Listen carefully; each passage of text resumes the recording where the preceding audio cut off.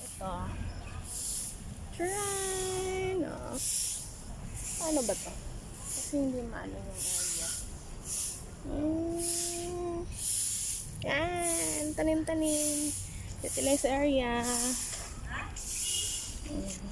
Diba? Yan. Akong gumawa niyan. Diba? According to Sir Soriano, one week na lang daw, papalisin kami. Diba? May right siya. As a military government, may right siya. Proud ako sa kanya. Napalis kami. At saka saan yung mga donation na pupunta? Yung sa mga tubig.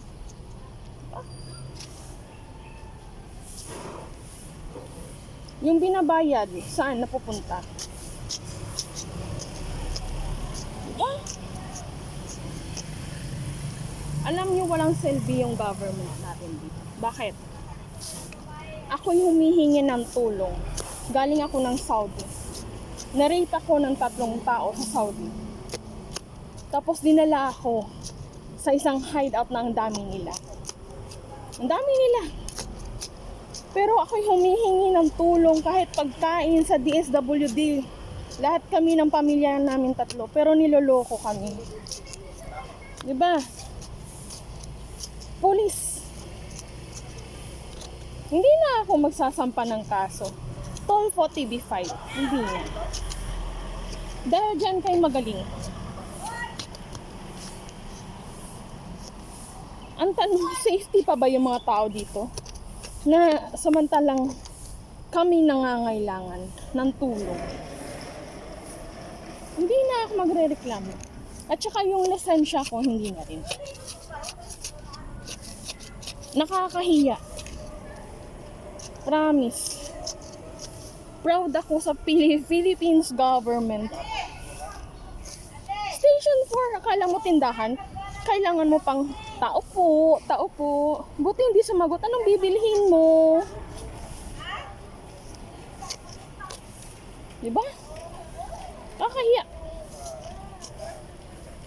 I'm proud.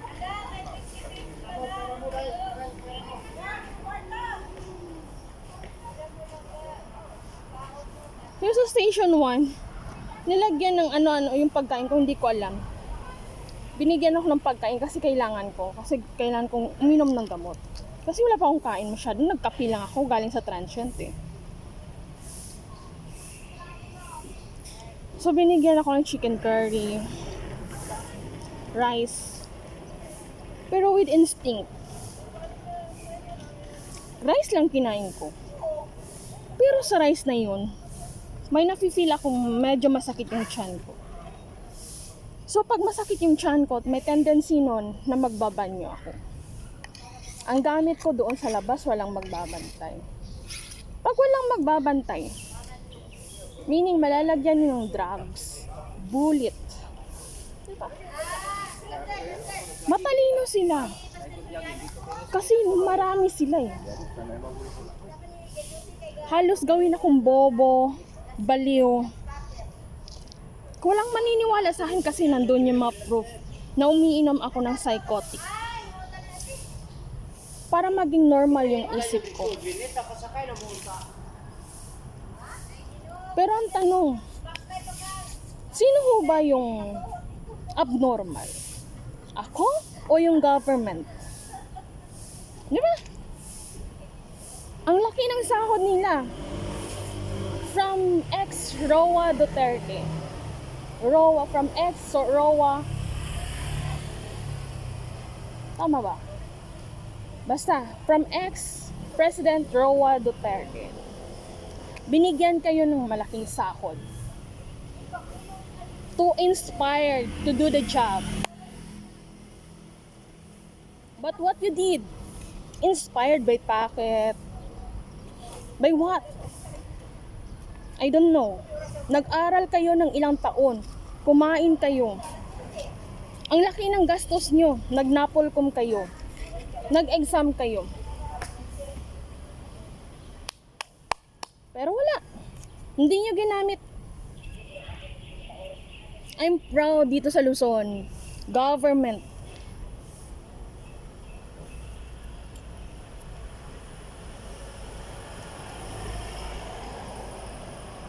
PSA. Bakit on off yun? At saka nag-request ako ng authenticated. Bakit in-scratch nyo? Wala ba kaming karapatan mag-request ng authenticated na PSA? Anong meron doon? Pwede bang i-edit?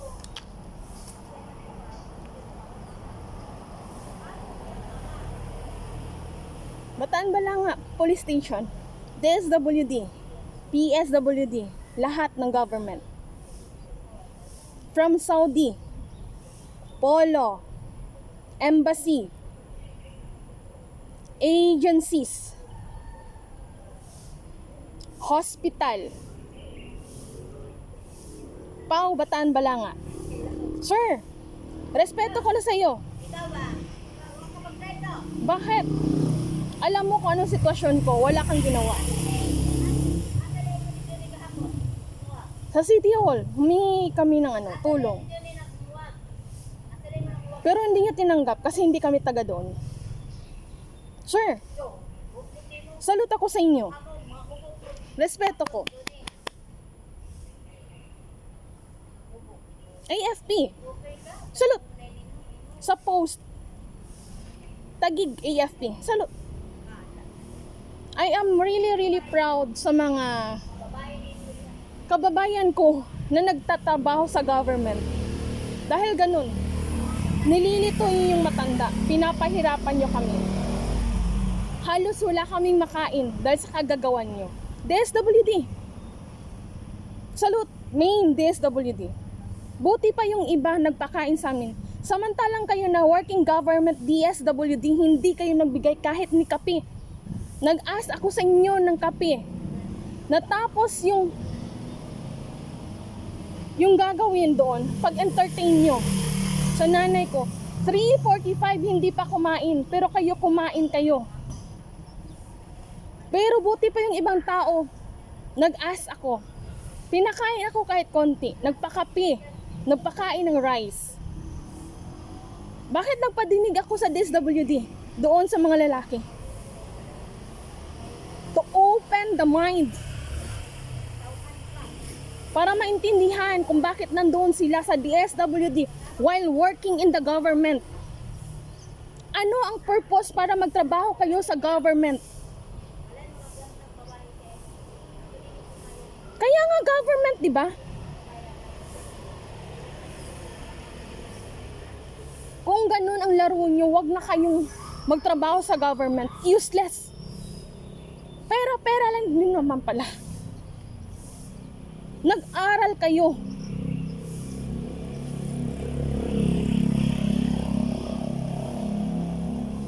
Sir, remember, salute, DSWD main, guard. Bakit ayaw yung papasukin? Bakit nanay ko lang? Bakit? Dahil ayaw yung makipagtalo ako sa attorney? Because I know what is the right. I need to fight what is the right for my mother and for us. Ma'am, attorney ho kayo. Bakit yung guard doon ayaw akong papasukin? Ano, nag-uusap-usap na kayo? Para hindi kayo ma-insulto? Of course, ma-insulto kayo. Bakit? Mali-mali yung ginagawa nyo. Kung ayaw nyo kayong insultuhin, dapat gawin yung tama yung ginagawa nyo.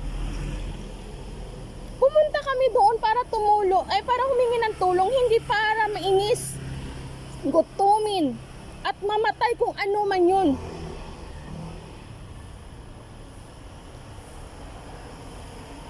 TV5, Tulfo. First time pumunta ako doon, nagsulat ako, appointment Malacanang. Common sense, why? Appointment Malacanang, madam.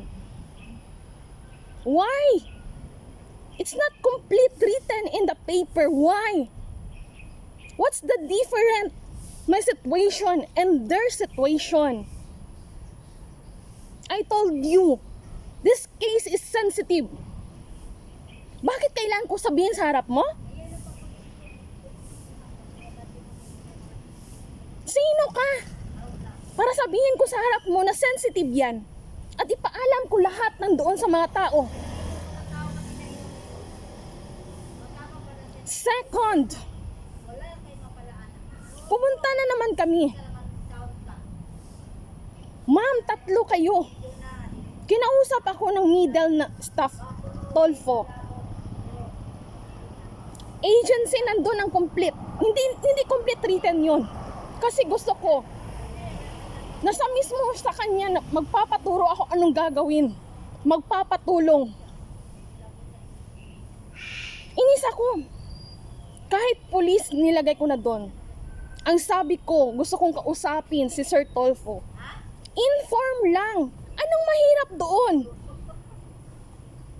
Tapos sasabihin mo pa ako, ako mismo ang maghahanap.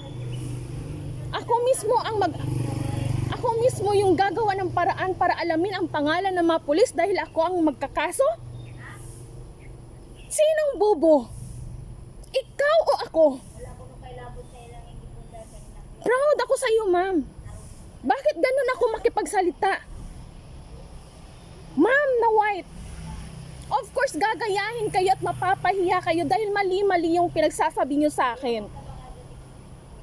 Ikaw, sir. Sinabihan mo pa ako. Sinong masusunod? Kayo o ako? Bakit? Anong rason bakit nandyan kayo? Bakit kayo nandyan para't magtrabaho? Sino nagpapasahod sa inyo?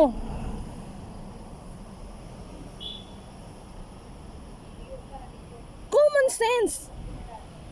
Na-remember ko yung nasa labas. 500 ang binigay nyo. Pero daw ay kayo magsalita sa kanila. Yung nangangailangan, hindi masyadong nagsasalita. Saan doon ang tulong? Saan doon ang approachable na tinatawag na from the heart? Sinong nangangailangan? Kami, hindi kayo. Pumunta kayo dyan para magtrabaho, para pagsilbihan yung nangangailangan ng tulong, hindi kayo. Kasi kayo nakakasahod. Binibigay yung sapat, benefits.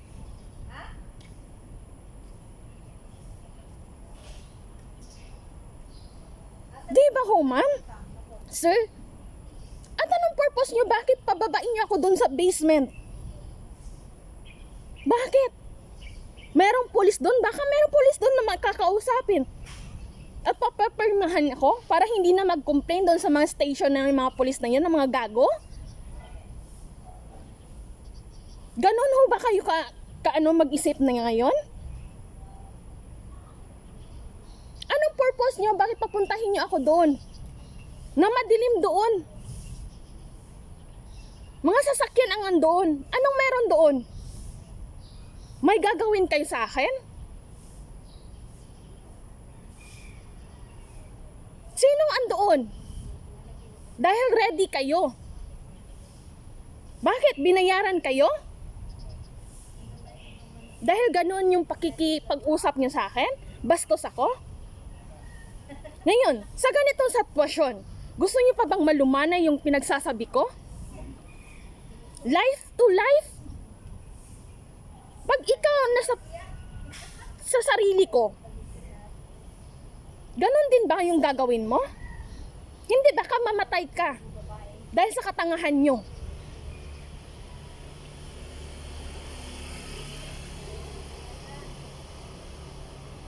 Umulan. Nandun kami sa labas. Okay lang sa inyo, samantalang kayo nasa loob na hindi nababasa. Nagpapahinga yung nanay ko nakaupo. Nagpaparinig ako sa iyo na wag naman sana. Di ba? Common sense. Pero kinuha mo yung upuan, pinatayo mo yung nanay ko. Bakit? Hindi mo ba mahanapan ng solusyon na kumuha ka ng upuan doon, sir? Guard, sa loob. May bakanting upuan doon. Ganun na ba kayo kabastos? Papahirapan niyo yung mga taong nangangailangan ng tulong?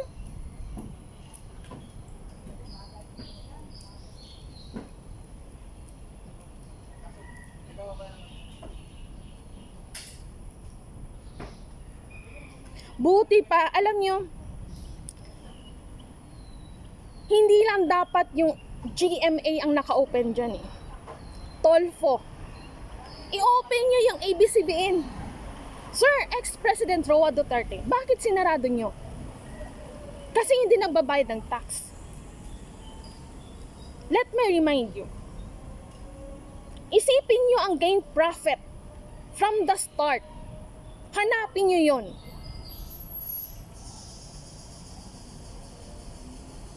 At saka, i-compare nyo kung magkano yung kita ng ABCBN, GMA, Tolfo. Sino nakakalam ng gain profit na yun? Bakit pinaalis mo? Tingnan nyo ngayon, naghahanap ako kung sino yung dapat tumulong.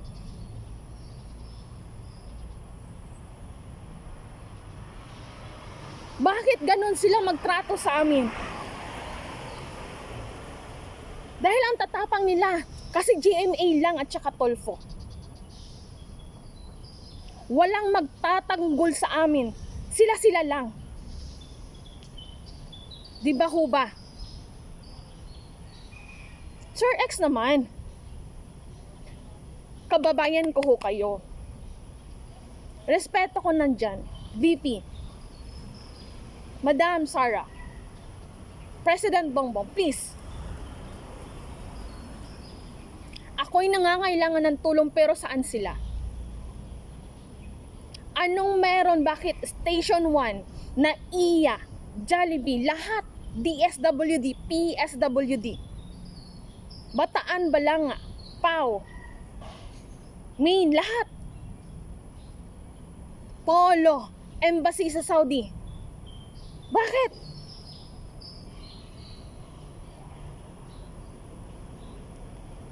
Na halos nanghihingi kami ng pagkain, pambayad ng transient. Bakit kailangan namin magbayad ng transient? Saan ang budget? Bakit ganun? Donation saan napupunta?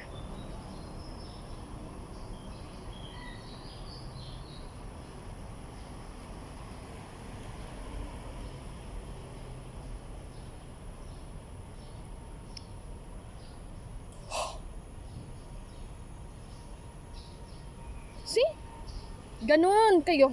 Smart.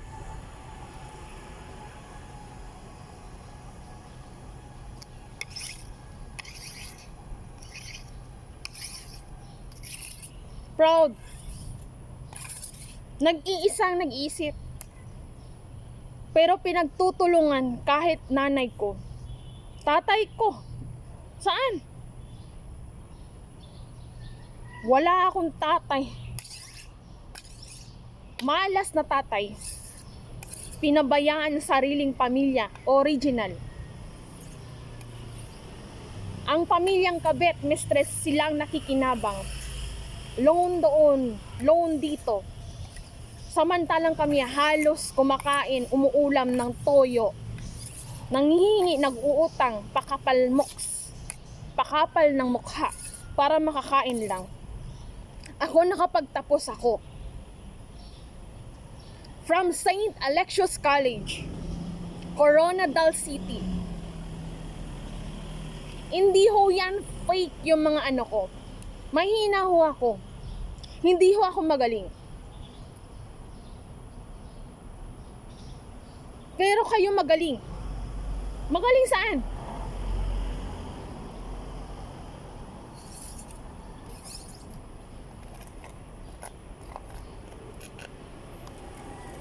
Naghanap po ako ng papaya doon. Gusto niyang respetohin ko siya. Ang sabi niya hindi sa akin. Tinanong niya pa pangalan ko. Siyempre sinagot ko Russell. Ang sabi niya gusto niya sigurong i-serve ko siya. Diba? Tapos at the end, sige kumuha ka. So I refused.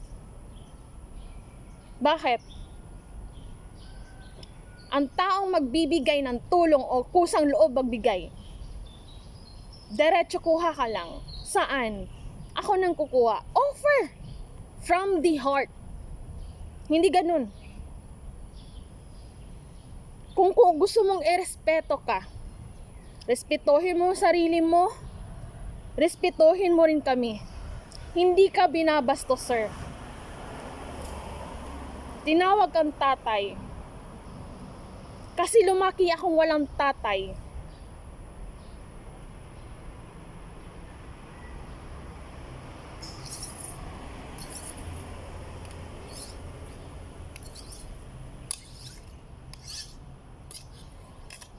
Ganun ba ka-stupido yung mga ano dito?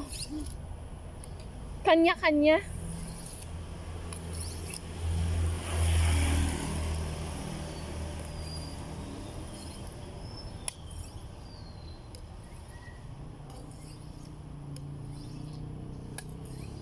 Sanang onaf. Kanino yan? Unang Asawa Foundation? Para kay kanino? Sa mga anak ng kabet? Sa anak ng kabet?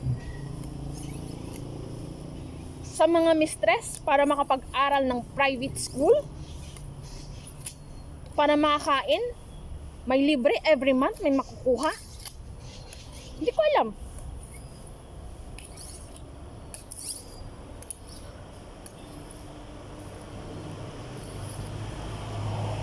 Proud. Salute. Thank you very much. Thank you very much. I am really proud to our government. Thank you.